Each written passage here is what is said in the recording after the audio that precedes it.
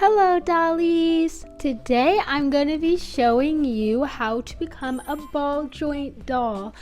I actually made some white ball joint doll tights a while back, but people were commenting asking if I could make them in not white, like a skin tone or nude or like translucent, because so they would fit more skin tones. So in this video in particular, I'm going to be showing you shadings and blushes that work best with deep skin tones. So I did some research on which would do best. I'm using a nude. As you can see, it's very similar color to my skin. Here, like there's my skin. Not only in this video am I going to be showing you the ball joint knees, but I'm going to be showing you how to make the hands too. You can't find tights that fit your skin tone. You can follow this tutorial to just put it on your actual skin. You don't have to put it on pantyhose or tights or anything like that. You can actually put it straight onto your skin because it is makeup. I've got a nude or translucent tight for this. I'm going to be showing you the colors and shadings to use for a deep skin tone. You don't have to use a blush tone palette either. You can use browns and blacks and creams if you want shadows or very dark to your whatever skin tone you have. But I think the pink looks cute, so I'm going to do the blush tone. You could take this as a tutorial on how to do the pattern. Okay, so with all that being said, let's just get right into it.